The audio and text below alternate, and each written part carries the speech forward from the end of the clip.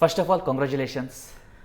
ಒಬ್ಬ ಸಿನಿಮಾ ಪತ್ರಕರ್ತ ಒಂದು ಈ ರೀತಿಯಾಗಿರ್ತಕ್ಕಂಥ ಒಂದು ಉನ್ನತ ಮಟ್ಟದ ಪತ್ರಿಕೆಯ ಸಂಪಾದಕರಾಗಿದ್ದು ಬಹುತೇಕವಾಗಿ ಪ್ರಥಮ ಬಾರಿ ಅನಿಸುತ್ತೆ. ಹೌದು, ಸಿನಿಮಾ ಪತ್ರಕರ್ತರಿಗೆ ಅವರನ್ನು ಒಂಥರ ಸೈಡ್ ಲೈನ್ ಮಾಡಿದ್ರು ಅಂತಂಗೆ ಅನಿಸುತ್ತೆ ಭಾಳ ವರ್ಷಗಳಿಂದ. ಅಂದರೆ ಸಿನಿಮಾ ಒಂದು ಪತ್ರಿಕೆಯ ಮುಖ್ಯ ಭಾಗ ಆಗಿದ್ದು ಕನ್ನಡಪ್ರಭದಲ್ಲೇ. ಚಿತ್ರಪ್ರಭ ಅಂತ ಹೇಳುವ ಪುರವಣಿ ಆರಂಭಿಸಿದಾಗ ಅದು ಭಾಳ ಮುಖ್ಯ ಭಾಗ ಆಯಿತು. ಅದರ ಮುಂಚೆ ಇರಲಿಲ್ಲ. ಅದು ಮುಂಚೆ ಸಿನಿಮಾ ಸುದ್ದಿಗಳು ಬರೋದು ಚಿಕ್ಕ ಪುಟ್ಟದ್ದು ಅಷ್ಟೇ ಇತ್ತು. ಬಟ್ ಕನ್ನಡಪ್ರಭ ಮೊದಲ ಬಾರಿಗೆ 4 ಪುಟದ ಪುರವಣಿ ಆರಂಭಿಸಿತು, ಚಿತ್ರಪ್ರಭ ಅಂತ. ಆಮೇಲೆ ಸ್ವಲ್ಪ ಇಂಪಾರ್ಟೆಂಟ್ ಸಿಗ್ತದೆ ಅದಕ್ಕೆ. ಆಮೇಲೆ ಸಿನಿಮಾ ಅಂದರೆ ಮಂತ್ಲಿ ಮ್ಯಾಗ್ಝಿನ್ಗಳು, ಸ್ಟಾರ್ಡಸ್ಟು, ಫಿಲ್ಮ್ ಫೇರು ಆ ಥರದ್ದಿದ್ವೇ ಹೊರತು ಮುಖ್ಯ ಪತ್ರಿಕೆಯ ಬಹಳ ದೊಡ್ಡ ಭಾಗವಾಗಿ ಸಿನಿಮಾ ಇರಲಿಲ್ಲ. ಸ್ಪೋರ್ಟ್ಸ್ ಇದ್ದಷ್ಟು ಸಿನಿಮಾಗೆ ಬಂದಿರಲಿಲ್ಲ. ಅಥವಾ ಆಮೇಲೆ ನಂತರ ನಿಧಾನವಾಗಿ ಕಲ್ಚರ್ ಮತ್ತು ಸಾಹಿತ್ಯ ಬಂತಲ್ಲ, ಅಷ್ಟು ಏನು ಪ್ರಾಮುಖ್ಯತೆ ಸಿನಿಮಾಗೆ ಸಿಗಲಿಲ್ಲ. ಹೀಗಾಗಿ ಸಿನಿಮಾ ರಿಪೋರ್ಟ್ರ್ಗಳನ್ನು ಮೇನ್ ಸ್ಟ್ರೀಮ್ ಭಾಳ ಸೀರಿಯಸ್ ಆಗಿ ಗಂಭೀರವಾಗಿ ಪರಿಗಣಿಸಲೇ ಇಲ್ಲ. ಇವತ್ತು ಎಷ್ಟೋ ಸಿನಿಮಾ ರಿಪೋರ್ಟ್ರ್ಗಳಿಗೆ ಒಂದು ಅಕ್ರೆಡಿಟೇಷನ್ ಕೊಡಲ್ಲ. ಸೊ ಹಾಗಾಗಿ ಅವರು ಥರ ಸೈಡ್ ಲೈನಾಗಿ ಉಳಿದುಬಿಟ್ಟಿದ್ರು.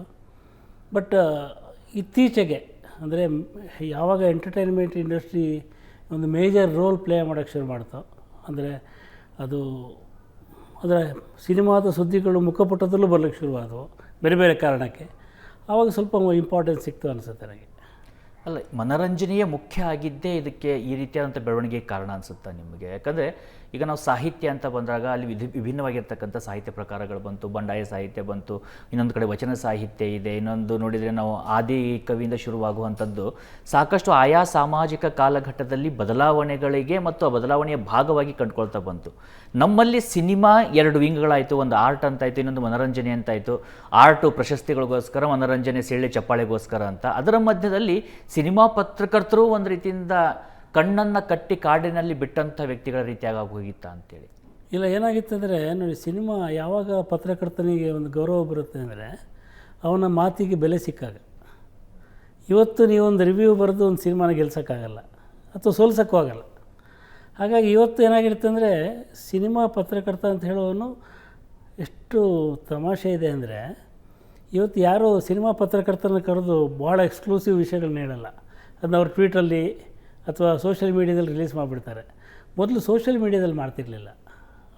ನಾನು ಇಲ್ಲಿಗೆ ಆರಂಭಕ್ಕೆ ಬಂದಾಗ ಉದಯ ಮರಕಣಿ ಇದ್ದರು, ಸೀತಾರಾಮ್ ಇದ್ದರು, ವಿ.ಎನ್. ಸುಬ್ಬರಾವ್ ಇದ್ದರು, ವಿಜಯಮ್ಮ ಇದ್ದರು. ಹೀಗೆ ದೊಡ್ಡ ದೊಡ್ಡ ಸಿನಿಮಾ ಪತ್ರಕರ್ತರು ಇದ್ದಾಗ ಅವರು ಪತ್ರಿಕಾಗೋಷ್ಠಿ ಕರೆದು ದೊಡ್ಡ ಪತ್ರಿಕೆಯ ಅಥವಾ ಹಿರಿಯ ಸಿನಿಮಾ ಪತ್ರಕರ್ತರು ಬರೋ ತನಕ ಕಾದು ನಂತರ ಅನೌನ್ಸ್ ಮಾಡ್ತಿರೋದು. ಅಲ್ಲಿ ಒಂದು ಸ್ಯಾಂಕ್ಟಿಟಿ ಇತ್ತು, ಗೌರವ ಇತ್ತು ಪರಸ್ಪರ.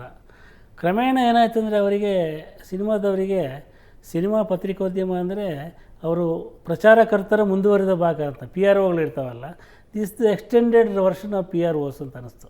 ಅಂದರೆ ಇವರು ಇರೋದೇನೋ ಪ್ರಚಾರ ಮಾಡೋದಕ್ಕೆ, ನಾವು ದುಡ್ಡು ಹಾಕ್ತೀವಿ, ಸಿನಿಮಾ ಮಾಡಿದ್ದೀವಿ, ಪ್ರಚಾರ ಕೊಡಿ ಅಂತ. ಸೊ ಹೀಗಾದಾಗ ಒಂದು ಕೊಂಡಿ ತಪ್ಪಿ ಹೋಯಿತು ಅಂತ. ಅಂದರೆ ಇವನಿಗೆ ವಿಮರ್ಶೆ ಮಾಡುವಷ್ಟು ಒಂದು ಉತ್ಸಾಹವೂ ಇರಲಿಲ್ಲ, ನಿಜವಾದ ವಿಮರ್ಶೆಯನ್ನು ತಗೊಳ್ಳುವಷ್ಟು ಅವರಿಗೆ ಮನಸ್ಥಿತಿಯೂ ಇರಲಿಲ್ಲ. ಇಂಥ ಸ್ಥಿತಿಯಲ್ಲಿ ಅದೊಂದು ದಿಕ್ಕು ತಪ್ಪಿ ಹೋಯಿತು. ಇವತ್ತು ಯಾವುದೇ ಪ್ರೆಸ್ ಮೀಟಿಗೆ ಹೋದರೆ ಸರ್ ಆ ಕಾಲದಲ್ಲಿ ಭಾಳ ಚೆನ್ನಾಗಿತ್ತಂತೆ ಅಂತ ಹೇಳ್ತಾರೆ. ಯಾಕಂದರೆ ಈ ಕಾಲದ ಪ್ರಶ್ನೆಗಳನ್ನು ತಡ್ಕೊಳ್ಳೋ ಶಕ್ತಿ ಇಲ್ಲ ಇವರಿಗೆ. ಅಂದರೆ ಇವ್ರ ಕತೆ ಏನು ಅಂತ ಹೇಳಲ್ಲ, ಅಥವಾ ಆ ಸಿನಿಮಾದ ಒಂದು ಅಂತಃಸತ್ವ ಇದೆಯಲ್ಲ ಅದನ್ನು ಹೇಳೋಕ್ಕೆ ಹೋಗಲ್ಲ ಅವರು. ಈಗೇನು ಹೇಳ್ತಾರೆ ಅಂದರೆ, ಸರ್ 400 crores ಬಜೆಟ್ ಹಾಕಿದ್ದೀವಿ ಅಂತ ಹೇಳ್ತಾರೆ. ಸಿನಿಮಾ ಮುಗಿದ ಮೇಲೆ ಸರ್ 400 ಹಾಕಿದ್ವಿ, 800 ಬಂತು ಅಂತಾರೆ. So it totally have become A business proposition. ಆಮೇಲೆ ಈ ಪತ್ರಕರ್ತರಾಗಿ ಒಂದು ಆತ್ಮವಿಮರ್ಶೆಯನ್ನು ಮಾಡ್ಕೊಳ್ಬೇಕನ್ನುವಂಥ ಸಂದರ್ಭ ಬಂದಾಗಲೂ ಕೂಡ ನನಗನ್ಸುತ್ತೆ, ಒಂದು ಹಂತದಲ್ಲಿ ನೀವು ಸಕ್ರಿಯವಾಗಿ ಫೀಲ್ಡ್ನಲ್ಲಿ ಇದ್ದಂಥ ಸಂದರ್ಭದಲ್ಲಿ ಅಥವಾ ಅವತ್ತಿನ ಪತ್ರಕರ್ತರು ನೋಡಿದಾಗ ಆಫ್ ದಿ ರೆಕಾರ್ಡ್ ಅನ್ನೋದಕ್ಕೆ ಒಂದು ಪಾವಿತ್ರ್ಯತೆ ಇತ್ತು. ಹೌದು, ಆಫ್ ದಿ ರೆಕಾರ್ಡ್ ಅಂತ ಏನೇ ಹೇಳಿದ್ರು ಅದನ್ನು ಆನ್ ದಿ ರೆಕಾರ್ಡ್ ಬರೆಯುವಂಥ ಪರಿಪಾಠ ಬಹುತೇಕವಾಗಿ ಇರಲಿಲ್ಲ. ಇದ್ರೆ ಎಲ್ಲೋ ಒಂದು ಕಡೆ ಅಲ್ಲಿಲ್ಲೇ ಇರಬಹುದು ಅಂಥೇಳಿ. ಆದರೆ ಒಂದು ಹಂತದಲ್ಲಿ ಏನಾಗುತ್ತೆ, ಒಂದು ಕಾಂಪಿಟೇಷನ್ನ ಅಥವಾ ಒತ್ತಡನ ಆಫ್ ದಿ ರೆಕಾರ್ಡೇ ಸ್ಟಿಂಗ್ ರೂಪವನ್ನು ಪಡೆದುಕೊಳ್ತು.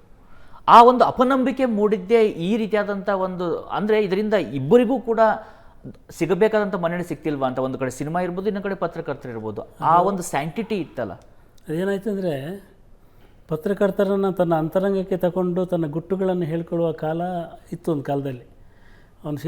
ನಾವು ಸಿನಿಮಾ ರಿಲೀಸ್ ಮೀಟ್ ಅಂತ ಇರ್ತಿತ್ತಲ್ಲ, ಪ್ರೆಸ್ ಮೀಟ್, ಅಲ್ಲಿಗೆ ಹೋದಾಗ ನಾವೆಲ್ಲ ಪ್ರಶ್ನೆ ಕೇಳ್ತಾಯಿದ್ವಿ. ಆಮೇಲೆ ಪಕ್ಕಕ್ಕೆ ಬಂದಾಗ ಹೀರೋ ಹೇಳ್ತಾ ಇದ್ದ, ಬಾಸ್ ಇದೇನು ಭಾಳ ಚೆನ್ನಾಗೇನು ಬಂದಿಲ್ಲ, I am not happy, but ನಾನು ಹೇಳೋಕ್ಕಾಗಲ್ಲ ಅಂತ ಈ ಥರ ಖಾಸಗಿಯಾಗಿ ಹಂಚ್ಕೊಳ್ತಾಯಿದ್ರು. ಅಂದರೆ ತಾನು ಅಂದ್ಕೊಂಡಂಗೆ ಸಿನಿಮಾ ಬಂದಿಲ್ಲ, ಅವ್ರು ಹೇಳಿದ್ದೇ ಒಂದು ಮಾಡಿದ್ದೇ ಒಂದು, ಈ ಥರದ್ದೊಂದು ಇತ್ತು.